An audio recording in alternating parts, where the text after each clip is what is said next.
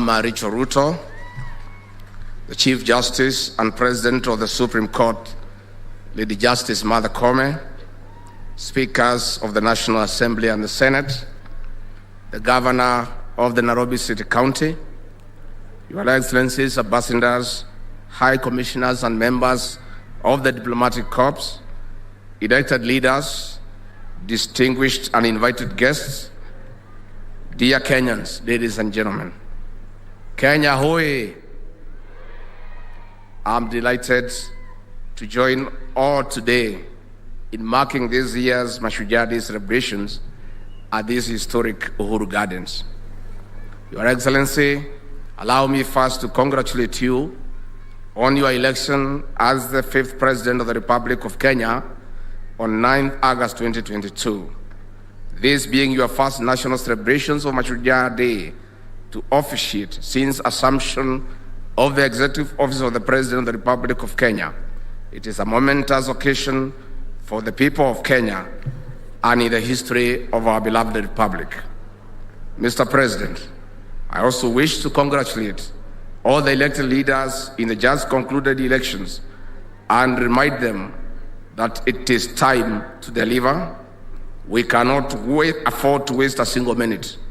We know Kenyans are suffering, and no more talk. It is now time to work. Your Excellency, allow me to most sincerely thank the people of Kenya for exercising their constitutional right to vote, but more importantly, upholding peace before, during, and after the elections.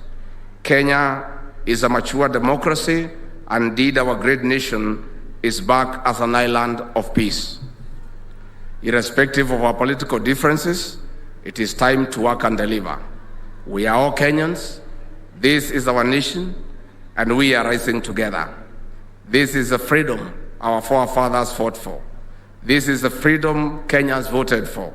No more room for pain and suffering. Indeed, Mr. President, the real freedom is here with us today.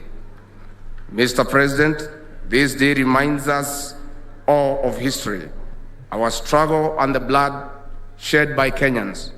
It shows us the beauty of purpose, the beauty of unity and purposeful living. Our forefathers and heroic Kenyans, who we celebrate today from all phases of our liberation and struggle, gave us a nation we are proud of. This is our country. We are one people. We have a duty to make this nation greater than we can imagine in all spheres of our lives.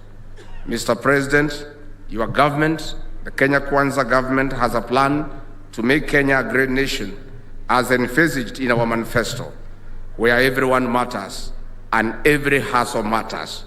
I want to assure you, Mr. President, of my commitment as your deputy, round the clock, to assist you in delivering to the people of the Republic of Kenya. Your Excellency, the challenges that we face as a nation, ranging from social to economic, belong to all of us. I call upon all Kenyans to each make a contribution every day in a simple or a small way. It matters. As they say in Kiswahili, umoja ni nguvu.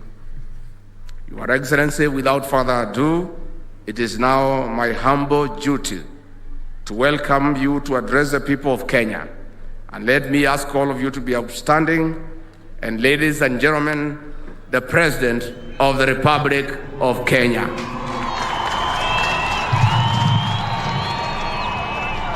Asanteni sana. Please take your seats.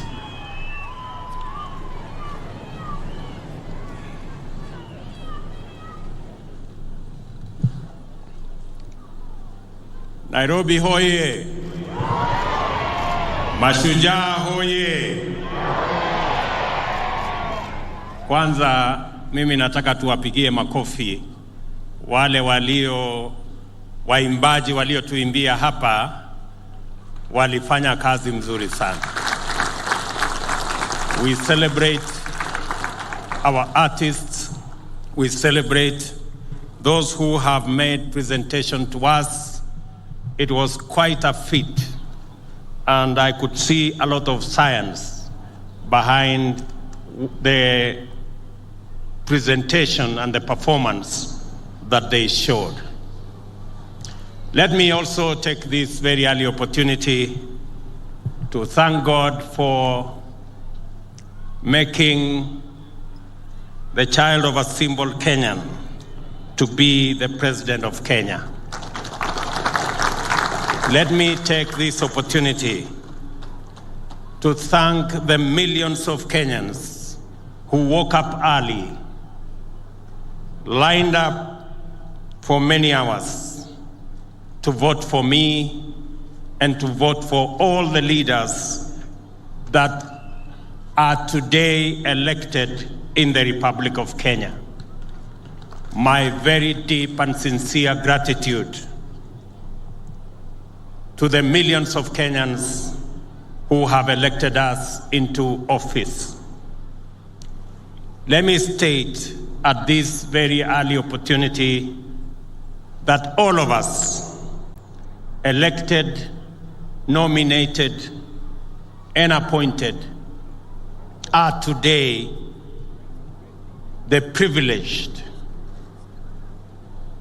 because the people of Kenya have bestowed on us the challenge of leading our country into the new horizon. Let me also say that those we have been elected on both sides of the divide, together we must shepherd this country into a safe and prosperous future. I want to state that I will work with all the leaders who have been elected in all formations for the good and for the prosperity of our country. I am tremendously privileged to join you and our visitors today as we commemorate the 59th anniversary of Mashujaa Day. It is with great humility that I preside over this year's celebration for the first time as president, and I am humbled and grateful for the honor to be your leader. We solemnly observe this important day every year in order for us to reflect upon where we have come from as a nation. We mark this day to consider the troubled road we trod through, the sorrowful wilderness of cruel colonial injustice, and the price that we paid in blood, toil, anguish, and death for us to be a free people. We take this opportunity to also celebrate the histories of our heroes and heroines who sacrificed valiantly in our freedom struggle, their character, and most particularly and importantly, the values and principles which inspired, sustained, and vindicated them so that we may emulate them by leading lives worthy of their sacrifice. We also ask ourselves today, what must we do to transmit this noble history and ensure that future generations appreciate us, not only as worthy heirs of our illustrious ancestors, but also as skillful stewards of their heritage. We do this in pursuit of a solemn covenant proclaimed in the preamble of our Constitution, and I quote, that we, the people of Kenya, shall honor those who heroically struggled to bring freedom and justice to our land by adopting, enacting, and giving the Constitution to ourselves and to our future generations, end of quote. Our Constitution articulates a vision of Kenya our heroes and heroines would have approved, a Kenya worth fighting for and worth paying the ultimate price for. It is their legacy to us, and it sets the stage for us to continue their patriotic work in that noble spirit that roused the first freedom fighters to resist colonial rule and their successors to reject post-colonial repression. Our heroes and heroines were neither elected nor appointed. They were not sponsored and they were not funded. They had no offices or budgets.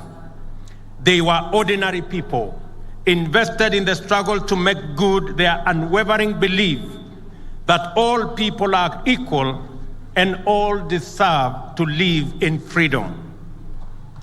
People of all walks of life, subsistence farmers and traders, clerks and former soldiers, teachers and their learners, preachers and their congregations, drivers, cooks, and farm workers ran away to the forest, armed with nothing but the conviction that a more just way of life is possible and that it is worth fighting for. The legacy of independence is the heroic achievement of value-driven, bottom-up heroism. The people were distinguished by their unity and commitment to selfless endeavor, determination, patriotism, and an unyielding sense of justice. Every time we have come together, we have accomplished major feats. That is why, as a nation, we are exhausted by the national anthem, and I quote, "Let one and all arise with hearts both strong and true," end of quote. Our Constitution, the People's Sovereign Charter, is an instrument of collective memory. It proscribes tyranny, marginalization, and oppression, provides institutional means to dismantle injustice and eradicate inequality, and gives us an opportunity to expand freedom and actualize rights. It also defines human well-being to be the reason for individual and collective action, as well as objects of the totality of our national enterprise. We are united in common endeavor with those who came before us and did so much for our country. We may define ourselves as a nation proudly standing on the foundation of the Constitution, united in pursuit of the well-being of every citizen. The principal reason for promulgating our Constitution then was to inscribe the values which animated our history of accomplishments and to project them in a manner that resonates across generations. The national values and principles of governance set out in Article 10 form the soul of this dispensation.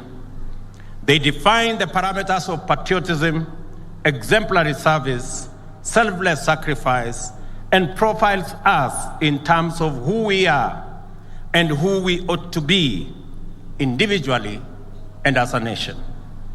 We can and we must employ these values as beacons for identifying people whose contribution honor the memory of our heroes and heroines and bring greatness to our nation.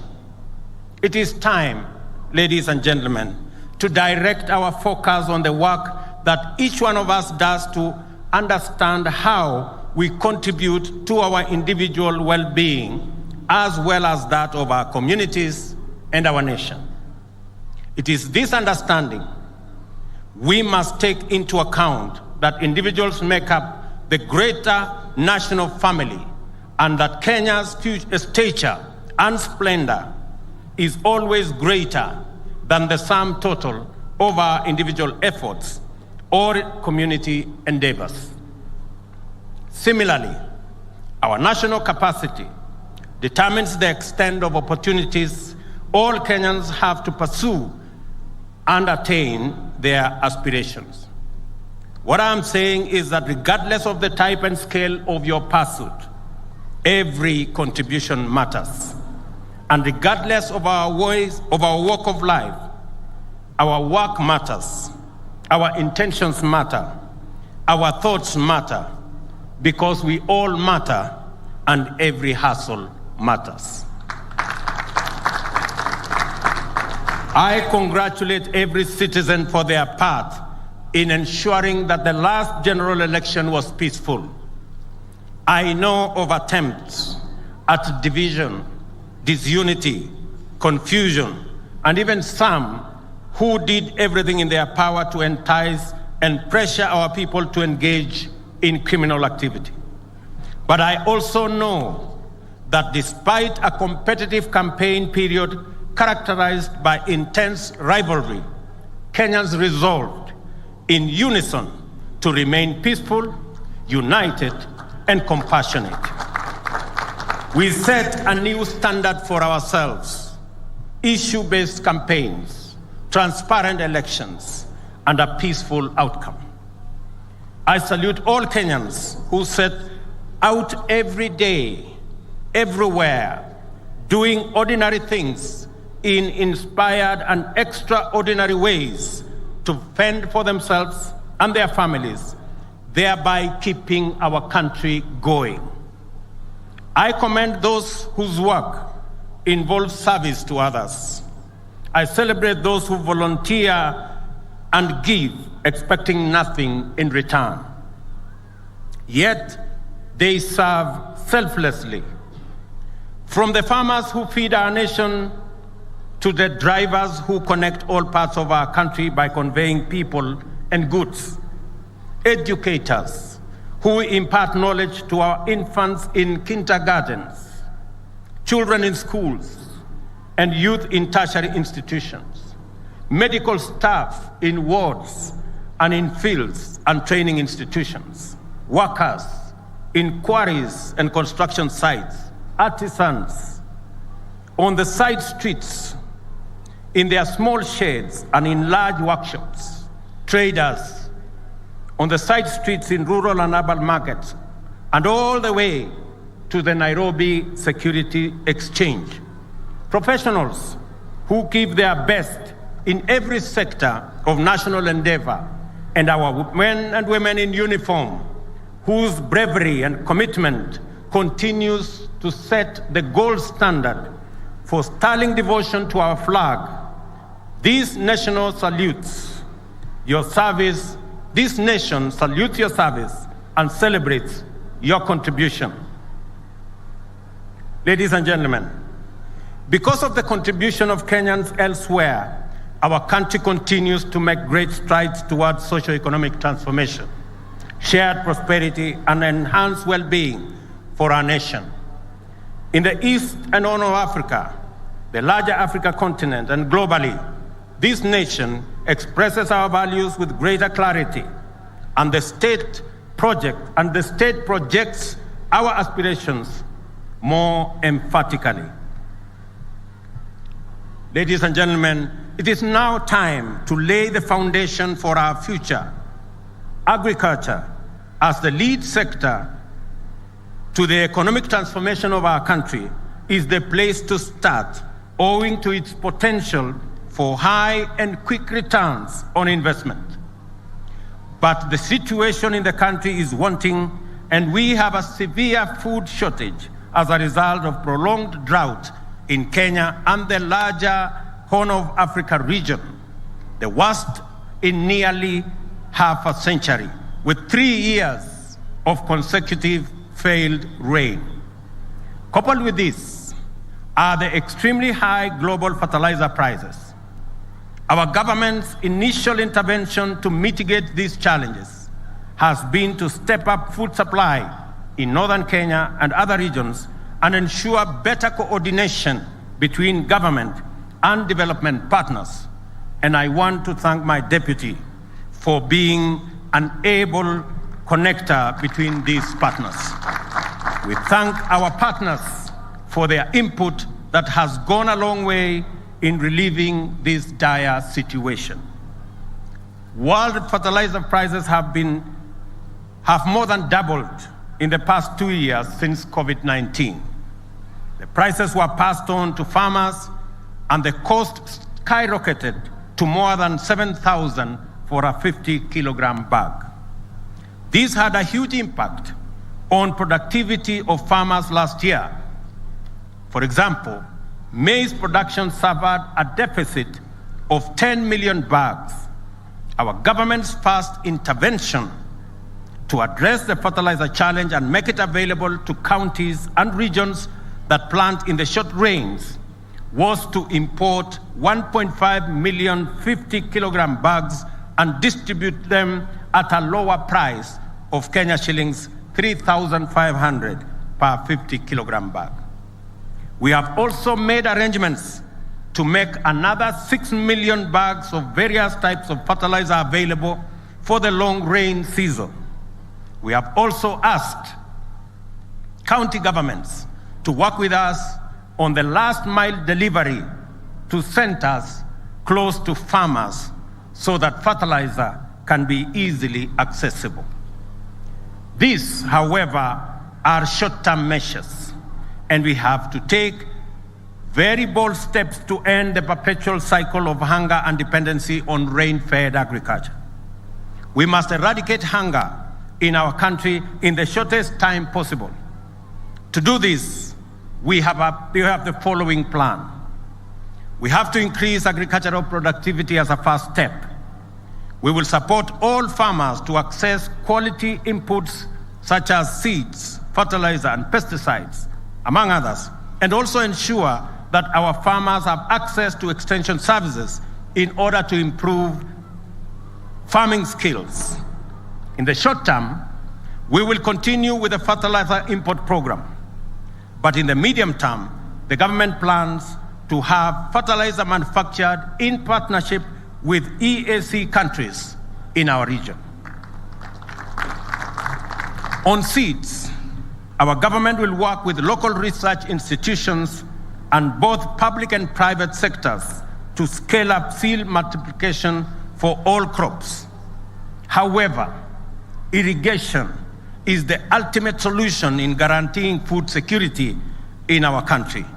In 2017, the government set out to build 57 dams to harness water for irrigation and domestic use. Many did not even start. Few are complete, while the rest are ongoing. The huge capital outlay required for dam construction in the context of competing budgetary priorities poses a huge challenge to this program. And to address this challenge, we are working on innovative investment mechanisms through public-private partnership to construct at least 100 dams. Consequently, it would be possible to progressively irrigate the 3 million acres already identified as irrigable land. In the next 3 years, the government plans to double the land under irrigation to 1.4 million acres. Of this, 200,000 acres will be under rice irrigation and 500,000 under other food crops. Rice production in Bunyala, the Tana Delta, Rahole in Garissa, Mwea and Ahero will take priority as these are areas that have already mechanisms for us to upscale. Our dairy farmers struggle with the high cost of feed and challenges of storage, preservation of milk, and access to markets. To assure them that they are on our priority list, we have taken immediate steps to reinstate the stalled milk coolers program, and the distribution of 650 milk coolers will resume shortly. In our plan, we have identified dairy and livestock economy as subsectors with the quickest economic turnaround time, and we will become key drivers, and they will become key drivers in improving food security, creating jobs, and boosting our exports. We have equally committed to close the housing gap which stands at 2 million units as at now. Our target is to increase the supply fourfold, from 50,000 units every year to 200,000 units every successive year.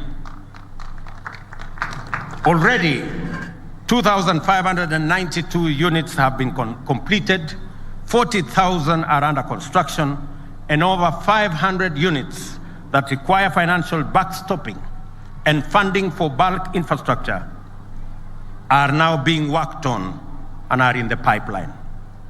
I am happy to report today that the interest in the housing sector has grown immensely, and that many private investors, including pension funds, have submitted proposals on the housing projects they would like to invest in.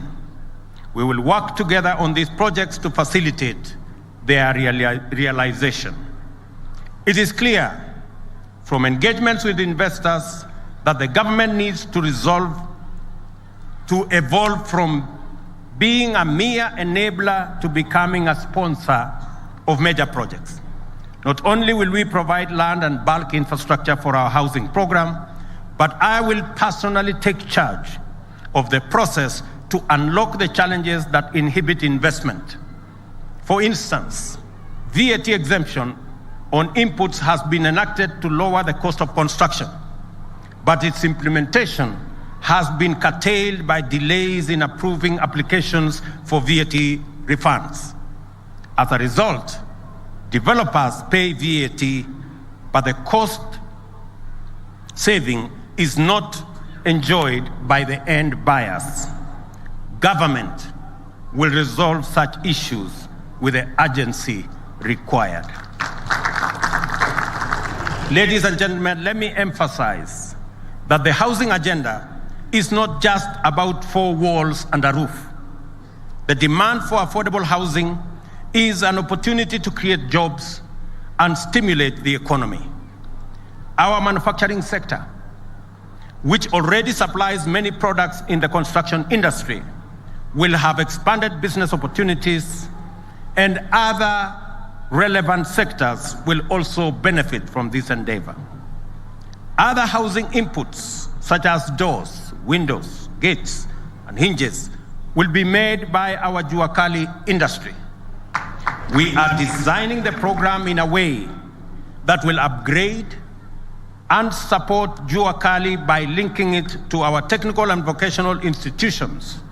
In the end, we expect enterprises that produce housing products to emerge and expand, creating jobs and wealth for hustlers, making our housing plan truly transformational from bottom up. We want, ladies and gentlemen, to create the experience of hardworking Kenyans like John Ochieng,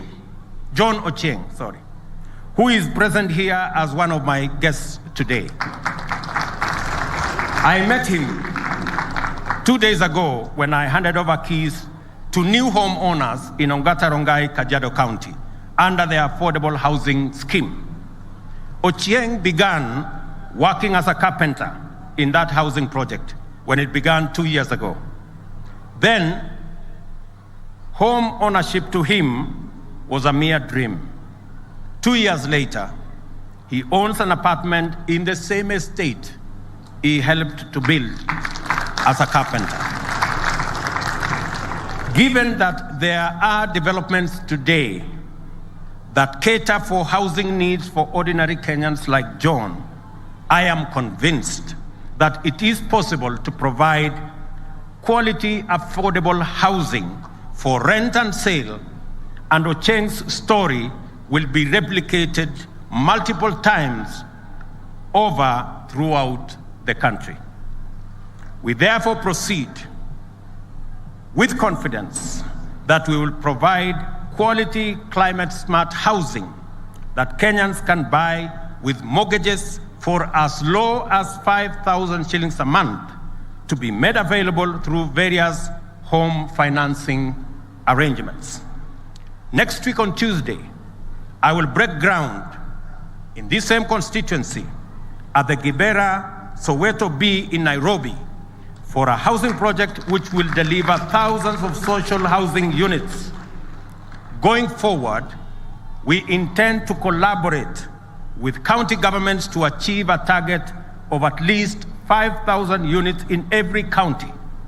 Counties with larger metropolitan areas have a greater opportunity and can target as many as 50,000 units, since as demand is higher due to population density in those counties. We have asked counties to identify land. We will provide infrastructure. We will put the roads. We will put the sewage system. We will connect water and electricity, and we will get developers who will develop the houses, and eventually we will get the resources for mortgage for homeowners to own units across our nation. Fellow Kenyans, access to credit is a stimulant that invigorates the economy. However, high interest rates crowd out the private sector, and especially the small and medium enterprises. Our commitment on affordable credit was at the heart of the Kenya Kwanza election campaign. Already, expectations are very high across the country on our promise to provide a fund that will offer affordable credit to those at the bottom of the pyramid. I am aware that the most significant question in the streets today, in border parking lots and fresh produce markets, is when will the Hustler Fund become operational? And I want to tell them I have an answer for you today. Even before the fund is set up, we have made several interventions to make credit accessible. Safaricom, and I want to thank them, and their financial partners have brought down the cost of Fuliza by reducing interest rates by 50%. As part of that agreement, 4 million borrowers who had been blacklisted will be freed from the yoke of Credit Reference Bureau in the coming days. We have also secured an agreement with CRBs that they will abandon the punitive penalty of blacklisting borrowers and move to a credit scoring system that makes borrowers eligible for credit even as they work to improve their credit worthiness. As a result, no citizen will be excluded from the credit system. They will therefore be eligible to access credit as they work their way into paying their loans.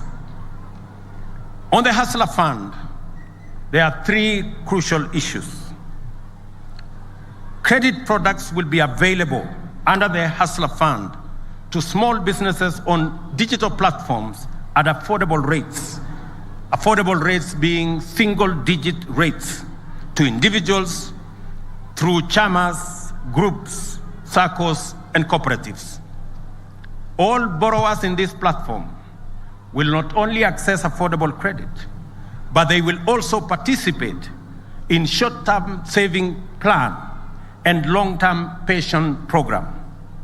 Every saving made by borrowers on this platform will be matched by the government of Kenya on a 2-to-1 ratio to a level to be determined by the program. And I will launch this fund credit and savings product on the 1st of December this year. Health is front and center of socio-economic development.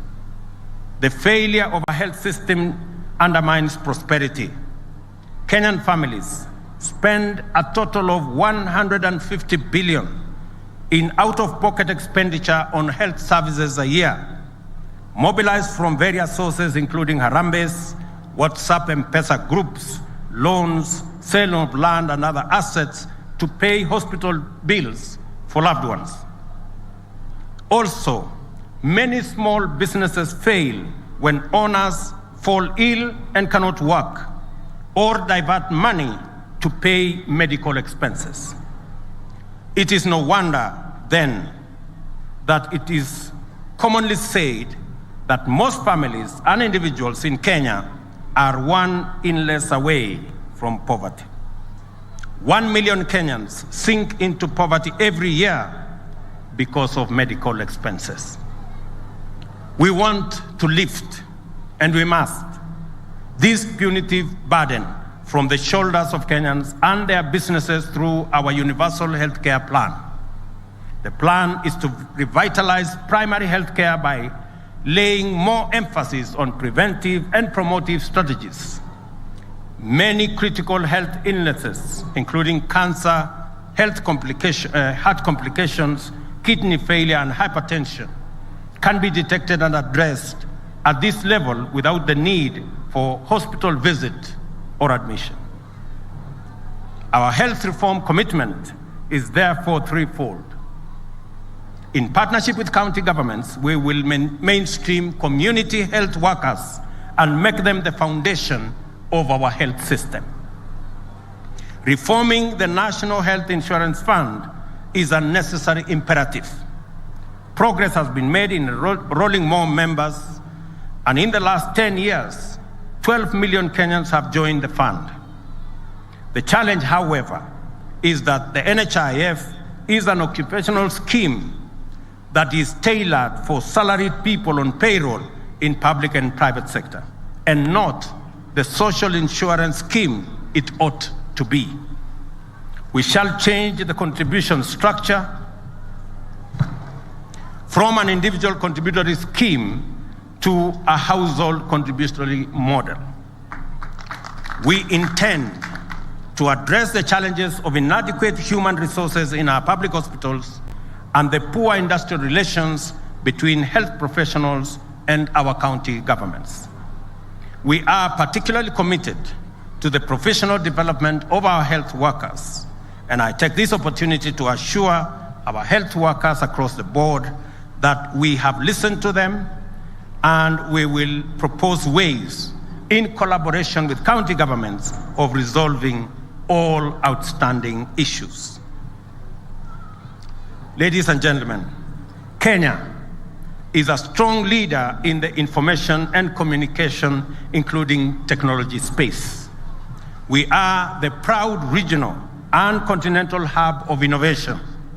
We have the appropriate policy framework, constitutionally protected freedoms of expression, media, information, and communication to dominate the creative art and entertainment arena. Our young people have consistently shown robust interest in this field and are engaged on various platforms, generating captivating content that is appreciated globally and regionally. There is tremendous potential for our country to become a global leader, employ hundreds of thousands of young people, and generate immense wealth if we facilitate the young people to plug into the global digital economy. To achieve these purposes, the government is committed to invest in the digital superhighway and the creative economy, which will be enablers of transformation, productivity, and overall competitiveness. Over the next 5 years, the government will ensure universal broadband availability through the rollout of connectivity throughout the country. The laying of an additional 100,000 kilometers of national fiber optic network is expected to deliver this target, and already we are in discussion with the players in that sector. Government services shall be made available throughout the country at greater convenience to citizens through digitization and automation of all critical government processes, with a view to bringing at least 80% of government services online. Moreover, to bring more Kenyans, especially the youth, online for business, learning, entertainment, and socialization, the government intends to take measures to bring down the cost of calls and data. This initiative converges with the efforts to boost the creative economy and scale up cultural production and the arts industry.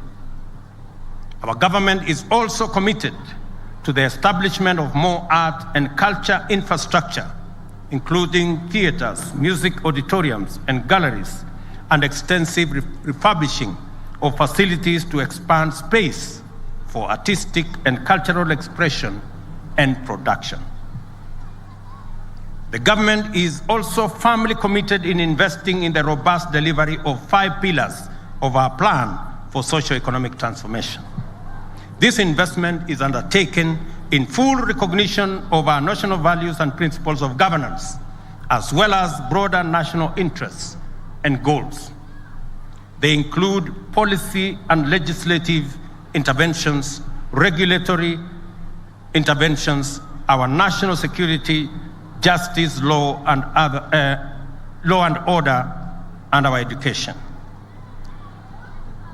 Ladies and gentlemen, there are parts of this country where personal safety and security are precarious and life expectancy is low. Poverty and the cost of living are high because markets and supply chains have been disrupted or threatened by insecurity in these areas. The well-being of residents in these areas is as paramount as that of every other citizen in Kenya. They too deserve to live and work in safety and dignity and to pursue happiness without let or hindrance. And yet, terrorists, bandits, cattle rustlers, and all manner of violent criminals have held them back, extinguishing or deferring for far too long too many hopes and dreams as the rest of the country makes progress. It is time for this lawlessness to stop, and stop for good. Our government has undertaken necessary personnel realignment in the security services to facilitate the rapid achievement of our objectives in this sector. On my first day in office, I executed the instruments to actualize the financial autonomy of the National Police Service and have given the necessary directives to enable it rapidly achieve national security strategic objectives. These actions extend to the facilitation of the Director of Criminal Investigations to expeditiously resolve investigations to a standard that can support effective prosecution and secure convictions. The independence of the National Police Service is essential for its institutional credibility and efficiency, citizen safety and welfare, and effective maintenance of law and order. A professional police service fosters harmonious relations with citizens and communities, cannot be weaponized in pursuit of divisive or partisan agenda, and can never resort to disastrous policies like extrajudicial murder as part of policing. I believe we can keep this country safe and secure without tormenting our people. We can efficiently and effectively suppress crime, monitor and disrupt and apprehend criminals without abducting, torturing, killing, or causing citizens to disappear. It is time to retire these terrible tactics and professionalize our criminal justice system. That is why my government is taking strong measures to facilitate the enhancement of capacities along the entire security chain. I have directed that immediate measures be undertaken to disband the Special Services Unit in the Directorate of Criminal Investigation, and with urgency, investigations must be commenced so that those found culpable are held to account. There must also be robust mechanisms throughout the police service to maintain high professional standards, scrupulous adherence to the rule of law, accountability for actions and decisions, and operational transparency. At the terminal end of this chain, the government has also undertaken its obligations to observe judicial independence while actualizing the judiciary fund, enhancing budgetary allocation to enable it to invest in infrastructure and facilitate the appointment of more judges, to expand access to justice. Effective deterrence of crime requires robust prosecution, while economic efficiency, investor confidence, and competitiveness all depend on effective dispute resolution. A well-resourced, independent, impartial, and thoroughly professional judiciary is indispensable for good governance, law and order, and is also essential for financial sustainability, transactional effectiveness, and business competitiveness.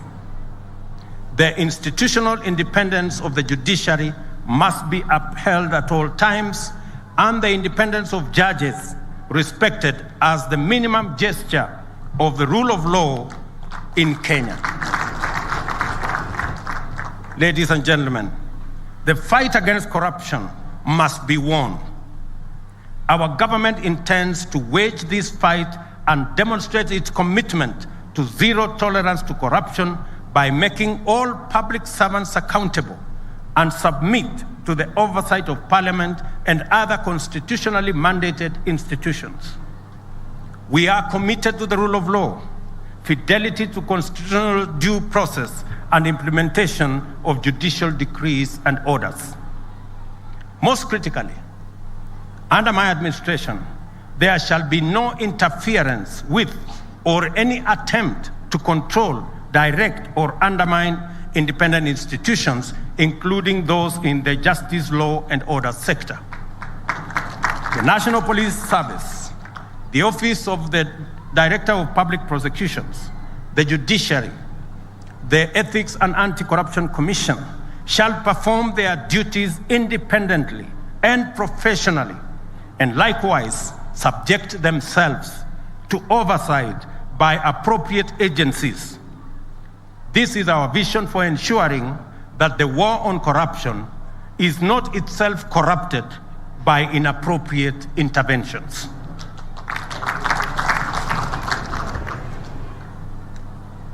Ladies and gentlemen, our socio-economic transformation to be truly inclusive, we must empower all Kenyans, regardless of background, to effectively play their part by contributing to national building efforts and partaking of the dividends of shared prosperity. High quality and relevant education is vital in imparting the necessary skills and competencies to our learners from pre-primary to tertiary levels in order to enable citizens engage meaningfully with the world of the present and the world of the future. A week ago, we launched the Presidential Working Party on Education Reforms to review all aspects of education in Kenya.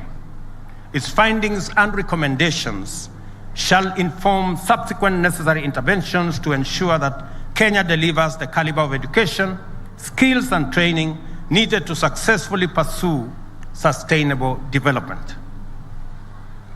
As we do that, ladies and gentlemen, we are equally concerned about climate change and its impact on Kenya generally and our arid and semi-arid regions in particular. We will address the effects of this phenomenon as its ravaging effects at home and abroad. Our pastoralist communities have experienced scarcity of pasture due to prolonged drought, the worst in 40 years, and 3 years of absolute rain failure. As a result, we have lost 2.5 million heads of livestock owing to this very severe drought. Rising food prices have made an already bad situation worse. Elsewhere, communities in rural and urban areas across the country are equally struggling under the weight of high food prices and shortage of water. Without a doubt, climate change is complicating our roadmap towards socio-economic transformation and achievement of sustainable development goals. As we seek short-term measures to respond to the evolving situation, I have directed that a long-term and sustainable solution to the planetary challenges be put in place. The ultimate solution includes greening our country to more than 30% of tree cover by 2032. The central role forests play in addressing the effects of climate change has become more prominent now than ever, thanks to their unparalleled capacity to absorb, store carbon, and regulate climate.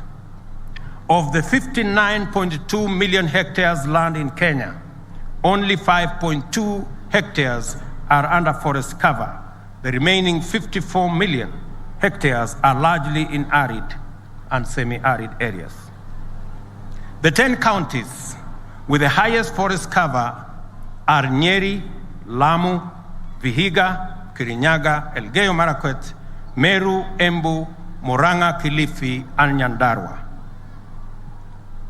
On the reverse, the 10 counties with the lowest tree cover are Marsabit, Mandera, Wajir, Isiolo, Siaya, Migori, Busia, Machakos, Taita Taveta, and Uasin Gishu.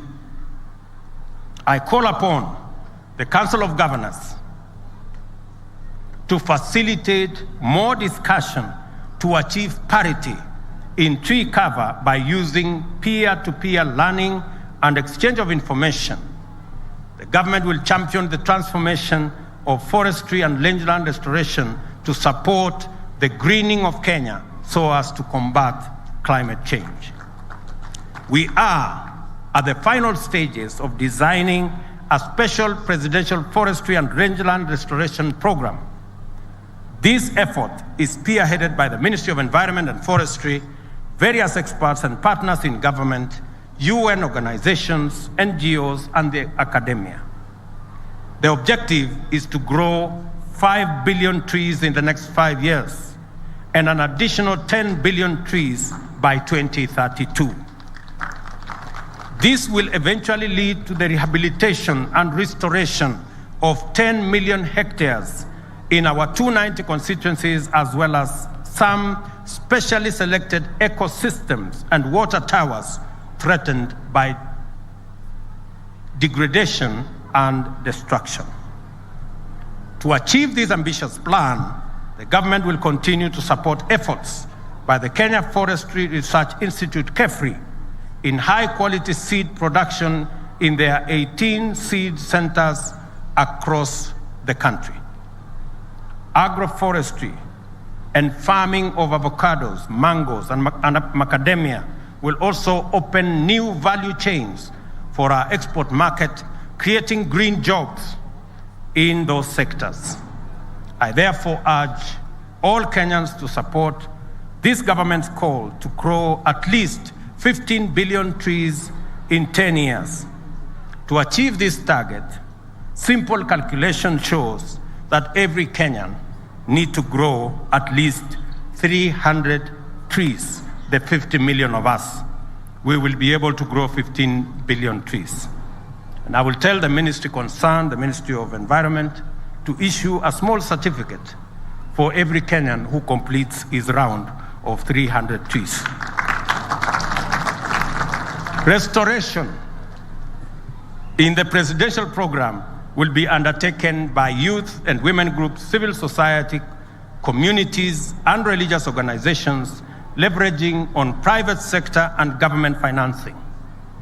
To ensure sustainable funding, Kenya is developing policies and strategies to tap into the global carbon market opportunities accessed through carbon trading. Additionally, the government will secure and protect public forests, rehabilitate and restore all degraded water towers and other forest ecosystems across the country. We will work towards fencing all fragile water towers and other ecosystems to protect them from encroachment. To resolve the capacity constraints at the Kenya Forest Service, I have directed the immediate recruitment of an additional 2,700 forest rangers and 600 forest officers to augment our interventions in this sector. Shortly, I will also be inaugurating the Climate Change Council that will steer Kenya's climate action through stakeholder engagement coordinated in the presidency as required by the Climate Change Act of 2016. Under the program, we will start mobilizing finance from public and private, including multilateral sources, to fund the proposed activities. This is anchored on the United Nations goals and backed by the Tree Growing and Sustainable Forest Finance Management Program, supported by UN and other international institutions. The program also responds to Kenya's commitment to help reduce global greenhouse gas emissions articulated in various multilateral environmental agreements and the United Nations Decade of Action on Ecosystem Restoration. Kenya will rally the globe towards more ambitious climate change action in next month's 27th UN Climate Change Conference at Sharm el-Sheikh in Egypt. In an increasingly interconnected world, ladies and gentlemen, our well-being depends on engagements with our neighbors, continental fraternity, and international partnerships. In all these areas, Kenya has continued to be a dependable ally, faithful friend, and effective partner, ever committed to a win-win bilateral as well as multilateral outcomes that achieve mutual gain for the benefit of humanity. In the East African community, the rigid territorial borders are firmly on their way out as we move towards full integration. Non-tariff barriers have come down and trade volumes are soaring. The community is becoming even more tightly connected with infrastructure systems crisscrossing the member countries. The possibility of an East African federation is no longer a wild imagination or an idle dream. It is no longer a matter of if, it is a matter of when. In recent days, I have been to our sister countries in East Africa to take care of mutually beneficial regional business. In Ethiopia, we launched Safaricom Ethiopia Telecom's money business, which expanded Safaricom and M-Pesa regionally, and their footprint dispersing ICT innovation and deepening the revenue base of our company. Simultaneously, Safaricom becomes the largest foreign investor in Ethiopia and Kenya's biggest foreign investor abroad ever. The East African community has become a close-knit neighborhood, and everyone's well-being has become everybody's business. With this unity and integration, we will achieve much in our lifetime, and with these bonds of solidarity and fraternity, we shall establish an oasis of hope and infinite possibility that will be irresistible to the rest of the world. In the Horn of Africa, peace and security efforts continue to dominate our engagement. They are important components of a broader strategy to recover stability in what has become a truly rough neighborhood. Countering violent extremism, controlling the illegal movement of small arms, peace building, and peacekeeping initiatives will continue to dominate our future agenda. The conflict in Tigray region of Ethiopia, which according to reports from the Office of the United Nations Secretary General is escalating, is a great source of concern to our region.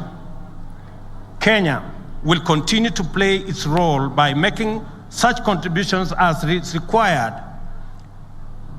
by the Africa Union-sponsored mediation efforts. The sooner hostilities cease and a face-to-face talks commence, the better for our region. The region is experiencing its 5th season of severely low rain due to climate change. As a result, mitigation strategies, resilience-building initiatives, and climate change management programs have become urgent. The pressure on the capacity of regional states has never been greater. On the continental stage, we have sustained our Pan-African credentials since the dawn of Africa unity. That is why various frameworks of the African Union find expression in our domestic agenda. The AU's Agenda 2063, for example, is part of our economic development plan. Kenya is committed to the pursuit of trade-driven Pan-Africanism as the best means of rapidly delivering shared prosperity throughout our continent. As we open up our borders and expand the scope of collaboration beyond traditional economic blocs, the reality of a continental free market has become real. Kenya is a champion of the Africa Continental Free Trade Area. Beyond ratifying the instruments establishing it and domesticating its framework, Kenya has been a consistent participant in efforts to make this continental agreement a reality. We see this as a pathway that guarantees inclusive African economic growth and sustainable self-reliance. In turn, this will hasten our continent's post-pandemic recovery, enhance climate change resilience, and underpin stability in the face of multiple regional and global crises, including energy volatility. Our implementation strategy envisions Pan-African free trade as a vehicle for empowering small and medium enterprises. To signal this commitment, I recently flagged off a symbolic consignment of Ketepa tea to Ghana under the Guided Trading Initiative. Trade between Ghana and Kenya is off to an admirable start, and several farms and traders in the two countries have undertaken brisk business involving exports of incinerators, sisal fiber, leather bags, fuel filters, beadworks, and baskets from our Juakali artisans. This points to the huge potential of trade across our continent. And the Africa Continental Free Trade Area is the framework and the mechanism for us to actualize this market. Beyond our continent, Kenya continues to pursue a robust policy of economic diplomacy. We are continuously aligning our strategic interests with the welfare of our people. Therefore, we are focused on finding opportunities for our people and deeper trade relations around the globe. We are receiving encouraging returns on our efforts. This week, our international port of Lamu scored a shining first with the export of livestock from northern Kenya to the Sultanate of Oman. This signals the opening up of tremendous opportunities for the pastoralists in our rangeland communities who deserve relief from the devastating losses of the ravaging drought. We also remain devoted to our strategic engagements with key development partners like the United States, which is now Kenya's premier trading partner, as well as the United Kingdom, which for a long time has held that position, the European Union, Middle Eastern nations, the Far East, including China and Japan, and indeed many other players in the world. Kenya's diplomacy is deliberately shifting into emerging opportunities. We are prepared to exploit the potential of the blue economy and the fast evolving digital universe to position our young generation as competitive global players. Kenya's commitment to multilateralism is a fundamental plank of our diplomatic strategy and foreign policy. This has defined our international outlook since the advent of self-government and full sovereignty. We have hosted several multilateral institutions and aspire to receive more. Kenya has participated in many multilateral undertakings, including humanitarian missions, international peacekeeping, and pandemic responses.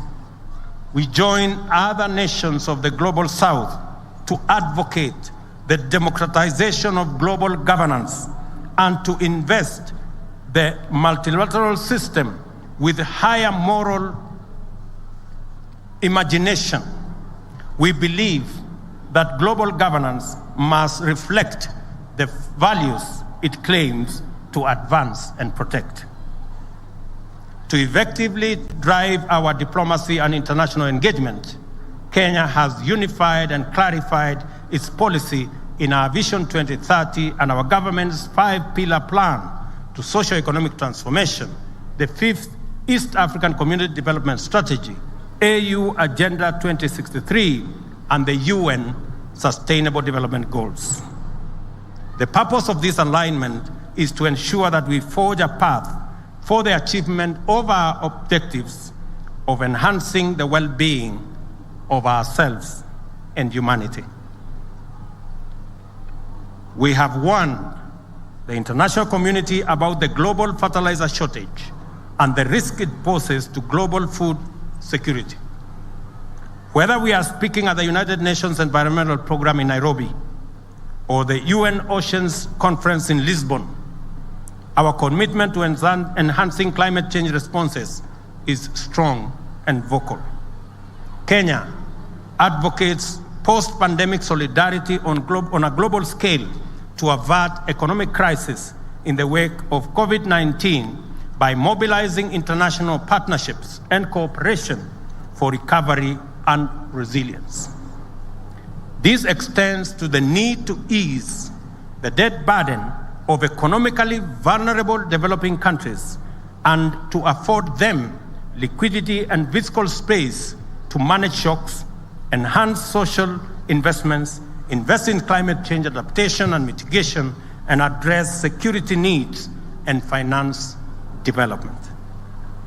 As an anchor state in the East Africa and the Horn, Kenya has sustained its robust efforts to achieve lasting peace and security. We have also used the opportunity to serve at the UN Security Council to give priority to regional peace, counter terrorism and violent extremism, support peace operations, and to further the climate change and security agenda. We consider these contributions to be critical in building a safe and peaceful world that is safe and conducive for human flourishing. Government efforts to affirm and project Kenya's stature globally has always been complemented by the contribution of Kenyan citizens who live and work in various parts of the world. This demonstrates the complementarity of state and citizen action and the inevitable alignment between patriotism and national well-being. We are all united in the quest for a Kenya we can all be proud to call home. Our diaspora continues to serve as Kenya's excellent ambassadors, along with our sports people and the Kenyans who continue to excel abroad in diverse fields. You make us proud, and in so doing, demonstrate the true spirit of Mashujaa. Kenya is a good neighbor, true friend, loyal ally, dependable partner, and hardworking member of the international community. We live up to its strong value system, fluently articulating the ideas of compassion, solidarity, justice, freedom, and sovereignty. As a nation, we project and amplify values and principles familiar to each one of us and which form the heart of our constitutional system. Greater fidelity to the Constitution and better compliance with its mandates and principles will only make us better citizens and worthy compatriots. It will make Kenya a stronger nation too. We therefore have a duty to respect, uphold, and defend the Constitution. The nation-building enterprise enlists citizens to recognize their stake in making and keeping Kenya great. Patriotism is a bottom-up affair. We are called upon to stand firmly on our values and strengths, and also strengthen our resolve to wage war on poverty and inequality by pursuing inclusive growth. Our aim is to remove all obstacles and bring down every barrier to progress. By celebrating our values, we honor our heroes, and every act of nation building is an expression of these values and a most appropriate remembrance of those who began our journey towards sovereignty, freedom, and happiness. This is a time for action. The opportunity to contribute to this historic project are limitless. It is time for us as citizens to play our part in making Kenya, the Kenya we imagine, come true, and to turn the nation we dream of into a living and a lived experience. This moment calls for the exercise of all our abilities, talents, gifts, skills, and strengths in pursuit of national as well as personal self-actualization. It demands that we demonstrate the patriotism of a new age and express the timeless values which unite us with our heroes and heroines. We are endowed with far greater capacity today than ever in our history to pursue and accomplish major feats. Our predecessors, with far modest means, nevertheless scored monumental triumphs. There is absolutely no ceiling to our dreams, no limit to our determination, and no barrier to our collective power. Nothing stops us from becoming what we wish to be, and nothing can stand in the way of our resolve to drive Kenya to its destiny of glory and abundance. I stand here, therefore, on this sacred ground, where we first raised our proud flag at the dawn of freedom, where we made a covenant to honor their glorious triumph and fine example by embracing their values and serving our nation, to rally every Kenyan to rise up. This is our moment to get up, work hard, take our chance, chase our dreams, knock on doors, and explore possibilities, because the horizon of our destiny is draped in the splendor of our vision, and before us lies potential of a magnitude never before imagined. It is all ours for the taking, and I know we are ready, for it is our time.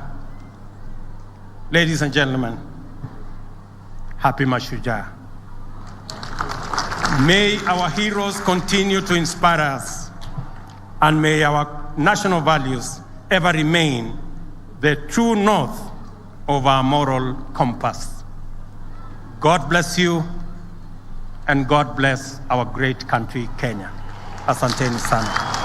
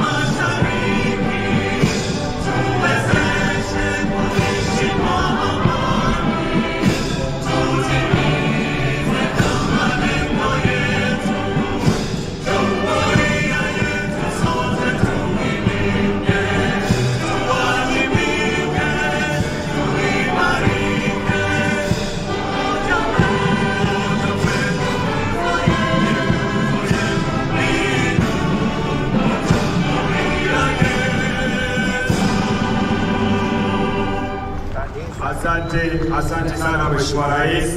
Nitaomba wale wengine viongozi wote tuwe watulivu ili tuweze kuelekezwa katika itifaki ya kuondoka. Niombe tubaki kwenye jukwaa hadi tutakapoitwa na kuweza kuteremka ili tuweze kuhifadhi itifaki hiyo. Let us observe the exit protocol. Niombe sasa magari ya msafara wa Mheshimiwa Rais Daktari William Ruto na Mama Taifa uweze kujongea tafadhali. Na wale wengine tuwe watiifu, tusubiri tafadhali hadi niwalete. Baada ya Mheshimiwa Rais kuondoka akisindikishwa na mkuu wa majeshi ya ulinzi ya Kenya, atafuata msafara wa Mheshimiwa Naibu wa Rais. Na tuombe tu utiifu wenu ili tuweze kuhifadhi itifaki. Ataondoka sasa Mheshimiwa Daktari William Samoei Ruto, Rais wa Jamhuri ya Kenya na Amiri Jeshi Mkuu wa majeshi ya ulinzi, pamoja na Mama Taifa Mheshimiwa Rachel Ruto. Wanasindikishwa na mkuu wa majeshi ya ulinzi Jenerali Robert Kibochi. Na baada ya msafara wa Mheshimiwa Rais kuondoka, utafuata msafara wa Naibu wa Rais pamoja na Pastor Dorcas Rigathi. Wale wengine tuendelee kuwa watulivu. Baada ya gari la Mheshimiwa Naibu wa Rais kuondoka, service commanders, wakuu wa vikosi mbalimbali watafuata. Kwa hivyo sasa tumpongeze anapoondoka Mheshimiwa Rais Daktari William Ruto baada ya kutuongoza katika sherehe ya leo. Msafara huo ukishaondoka, Mheshimiwa Rais, utafuatwa na msafara wa Naibu wa Rais Mheshimiwa Rigathi Gachagua na Mheshimiwa Pastor Dorcas Rigathi. Tulete magari ya Mheshimiwa Naibu Rais. Baada ya Naibu wa Rais kuondoka kama nilivyotaja, watafuata wakuu wa vikosi mbalimbali, kisha Spika wa Bunge la Kitaifa, Spika wa Bunge la Seneti, Jaji Mkuu. Tulete msafara sasa wa magari ya Naibu wa Rais tafadhali. Msafara wa magari ya Naibu wa Rais Mheshimiwa Rigathi Gachagua na Mheshimiwa Pastor Dorcas Rigathi. Na niombe tu utulivu huo ili tuweze kuhifadhi itifaki hizo pasina msongamano. May we now allow the entourage, the convoy for His Excellency the Deputy President kindly. Magari ya msafara wa Naibu wa Rais tafadhali yajonge, kisha gari la mkuu wa majeshi ya ulinzi atafuatwa na wakuu wa vikosi mbalimbali. Shukran. Unafuata sasa msafara wa Naibu wa Rais. Asante sana. Thank you so much, Your Excellency the Deputy President and Her Excellency Pastor Dorcas Rigathi. Baada ya Mheshimiwa Naibu wa Rais kuondoka, nitampisha sasa mkuu wa majeshi ya ulinzi. Msafara wa magari ya mkuu wa majeshi ya ulinzi ukifuatwa na wakuu wa vikosi mbalimbali tafadhali ufuate. Asante sana. Anaondoka sasa Mheshimiwa Naibu wa Rais. Shukran. Niombe sasa msafara wa mkuu wa majeshi ya ulinzi uweze kuingia pamoja na wakuu wa vikosi mbalimbali.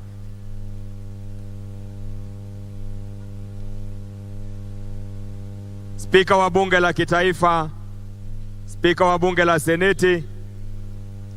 Wanaondoka sasa mkuu wa majeshi ya ulinzi Jenerali Robert Kibochi pamoja na wakuu wa vikosi mbalimbali. The Chief of General, the Chief of Defense and the service commanders. Thank you CDF and the service commanders.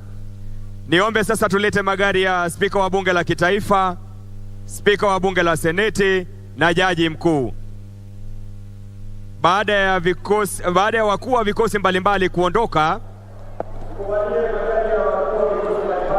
magari ya wakuu wa vikosi mbalimbali tafadhali. Well, it has been the 12th Mashujaa Day celebrations. We have been coming to you live from the Uhuru Gardens in Lang'ata, the county of Nairobi. It has been a colorful event which has been graced by a section of ladies, and thousands of Kenyans have also turned up in numbers. But now let's get the reactions from the people who are able to attend this event to tell us their views in regards to the speech that has been made by the president and also other leaders who have graced this event. Tell us your name, and I would like to hear from you. What is your take from what the president has said, especially when it comes to improving the forest cover? Okay, for me, my name is Mary Kubai. For me, what I took home is we still need to work hard. We are still not out of the woods. We've got a lot to do, especially, I took also from the SMEs, small and medium enterprises. It's us to come together as Kenyans. No matter how small your business is or what you're doing, be a Mashujaa in that area. Do your best to make it better so that our country can go to the next level. So he was just saying, yes, our forefathers have laid a foundation. No matter agriculture, name it, we still have to work hard as Kenyans. Let's fold our sleeves and work hard to jenge nchi yetu. Amen. Yeah, he has also talked about us planting trees and ensuring that we protect our environment. He has really placed a huge support in protecting the forest cover in the country. Yeah. What is your take in regards to that? Okay, it's true, our climate change, there's a lot of climate change, not only in Kenya but around the world. So planting trees is one thing. So with trees it draws out rain and water. So we need a lot of water and rain to improve our agriculture sector. Right now there's drought and food shortages, especially in Turkana. So with this, what he has advised us, I think it's the best idea. We should follow him. He's very good at agriculture. So let's follow suit, listen to what he said, and let's hold hands and be together with his vision of the same. Yeah. You are a daughter to one of the heroes of this country. What do you think should be done to support your initiatives towards uniting the country? Okay. As my father, Fred Kubai, he really liked building and improving areas, no matter where he was. My take is just hard work. No matter where you are, under a boss or whoever you're under, just work as you. Like they always say in the Swahili, cheza kama wewe Mkenya, do your best. So my dad used to say, nothing but the best.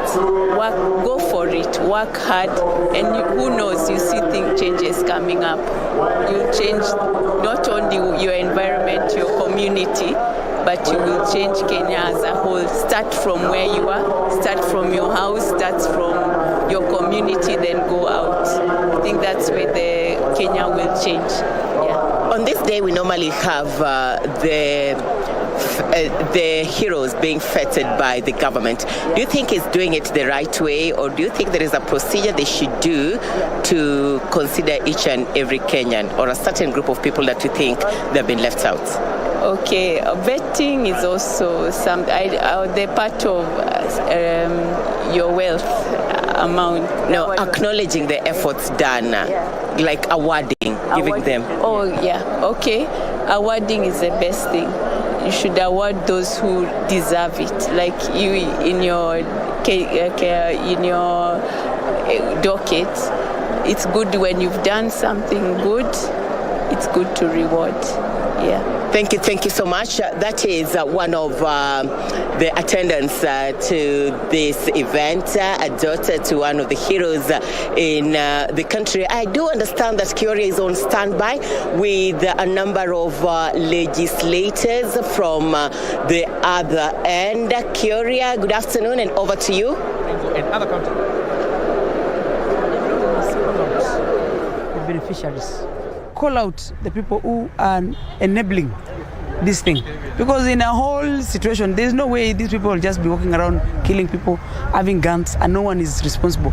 So we will take up this responsibility. I will bring a law in Parliament that is going to enhance the law, the penal code that is able to, to punish these people properly, and then so that we act as an adherence that in the future you cannot just walk away, even after stealing and maiming people because of bandits. Absolutely. Thank you. Happy Mashujaa. Thank you, sir. Thank you very much.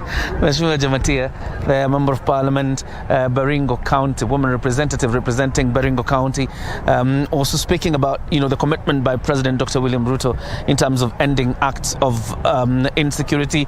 You're looking at banditry and terrorism, largely reported in the north of the country. You're looking at the northeastern and the other part of the northern end of the country, Turkana, Pokot, as well as Baringo. Incidents of insecurity reported there, and the president saying these are incidents that must be put to an end, and that means also that the investigative agencies, as well as the director of criminal investigations and the National Police Service for that matter, must get to the bottom of it and ensure that these cases are brought to an end. But of course also the president has spoken about the issues of corruption, the fight against corruption, and saying all investigative agencies will be independent. Obviously, by the stroke of a pen, you will remember that President William Ruto, on the first day of office, ensured that the budget of Inspector General is completely independent of the office of the president, and that means then that there is autonomy in the sense of expenditure for the office of Inspector General, so that they are able to do their job expeditiously and independently. And the president believes that's how the war against corruption will be won. The aspect of climate change is something he's been very keen on, and you remember just about last week when he was launching the Thiba Dam in Kirinyaga County, his direction that every individual in the country ensures that he plants 100 trees to ensure that Kenya is green. Of course, he's listed counties that have at least some good tree cover, but you will clearly see that more than half of the country is almost headed towards the desert point because of the lack of trees. And of course, the planting of trees would be a major boost to the drought situation in the country. But of course, I'm also joined by my colleague Kamche Menza. The longest speech ever by the president. You remember during his swearing in, the speech was about 30 minutes. During the address to Parliament, I think it lasted for more 25 minutes or so. Less than 30 minutes. This was 1 hour. Lakini unakumbuka kwamba Kioria mambo mengi amegusia mambo mengi sana, amegusia mambo mengi, na Wakenya pia unajua Wakenya wako katika mirengo tofauti tofauti, naweza sema mirengo kumaanisha kuna sector tofauti tofauti. Kuna mwananchi ambaye analia economy, kuna pengine kama ni mkulima ambaye analia fertilizer ama mbolea, kuna yule aliyekule Baringo ambaye analilia security, kuna familia ambazo pia watu wao walipotea pia bado wanalilia security. Kwa hivyo Wakenya wako katika sector tofauti tofauti ambazo wanalilia masuala tofauti tofauti, na ndio maana nadhani pia leo rais amechukua jukumu hilo la kuzungumza kuanzia mwanzo akagusia sekta tofauti tofauti. Kila Mkenya amesikia jambo moja, hata Hustler Fund imegusiwa ambayo huko nje kama alivyosema mama mboga ama watu wa bodaboda wamekuwa kiulizia inakuja nini. Amegusia kujaribu kuelezea kwamba si kwamba ati tumesahau, bado zile ahadi zetu tunazo, lakini kila mmoja akona masuala yake ambayo anataka yagusiwe. Kwa hivyo tumemwona kwamba amejaribu kuzungumzia mambo mengi. Wakulima wameangaziwa sana, ukiangalia mambo na kilimo, mambo na mbolea, bila kitaja zile hatua atakazochukua, akisema hii itakuwa ni mbinu ya kwanza ama the short term plan, akakuja kwa middle plan, akakuja pia kwa long term plan. Manake amesema kwamba tunatambua kwamba ukulima ndio sasa backbone ya nchi ya Kenya, na lazima tuirudishe pale ilipokuwa. Kama sasa tunatatizika kwa sababu ya mbolea, pengine mbegu za kupanda na masuala mengine, basi itabidi tuangalie ni mambo gani ambayo tunaweza kuyaangalia tuyapanue katika hali tofauti. Kwa hivyo amezungumzia mambo mengi, wakulima wakiwa wametajwa kwa upana sana. Akarudi mambo ya security pia, akazungumzia watu wa Baringo, banditry, cattle rustling ambazo zinaendelea kule. Akarudi kuangalia kuzungumzia kuhusu mambo ya corruption kama ulivyosema, akataja mambo ya independence pia ya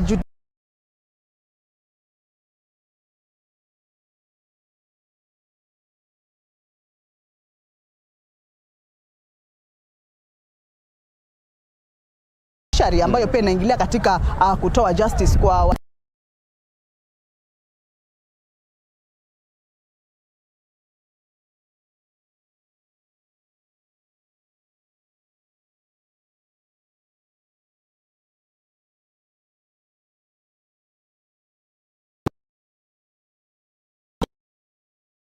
lugha ya Kiingereza. Jackie, usukani sasa ni wako. Well, thank you so much, Kamche Menza and John Jacob Curie joining us from the Uhuru Gardens in Langata, where the Mashujaa Day celebrations kicked off. I remember they were led by President William Ruto, who was hosting his first National Day celebrations as head of state. And now we shall be crossing over to Uhuru Gardens, where our reporter Irene Mashujaa is interacting with residents just to understand how they took President William Ruto's speech. Let's cross over. Unga at a good price. So that is my take home. Thank you so much, Jen. Come here, give me your take, tell me your name, and tell me what you're taking home today from the speeches by the leaders from this end. Okay, my name is Collins. Today, Mashujaa Day, I'm so delighted to be here. The day has been so good. From the presidential speech, he has talked about a number of things. He has talked about the initiation of the Hustler funds, which I think it will really help the young people. We are really in a very tough economic times. So I want to believe that once that is rolled out, many Kenyans, young people will be able to benefit. And another thing also that I've really, it's my take home. The president have talked about the plan for planting trees. And that's something which is very good.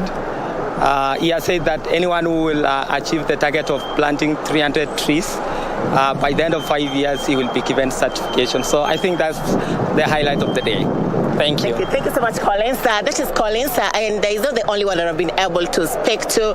We have been able to speak to a number of Kenyans who have been able to be part of this event. It has been a colorful event, Wambiru, and many of those that I've been able to talk to appreciate the fact that the government is putting its best foot forward to ensure that we improve the forest cover in the country, and at the end of it, one will be awarded for taking care of the environment. Wambiru, I know there is a lot ahead of us. Over to you, Wambiru. Well, thank you so much, Irene Mashujaa, with reactions from residents on the president's speech. Now we proceed. President William Ruto says it's time Kenyans demonstrate the patriotism of a new age and express the timeless values which unite the nation with its heroes and heroines. Addressing the nation during the Mashujaa Day celebrations at Uhuru Gardens in Nairobi, the head of state said the nation has a duty to respect, uphold and defend the Constitution, and that every Kenyan has a stake in making and keeping Kenya great. The head of state said the moment of action is now, which calls for everyone to exercise all their abilities, talents, gifts, skills and strength in pursuit of the nation as well as self-actualization.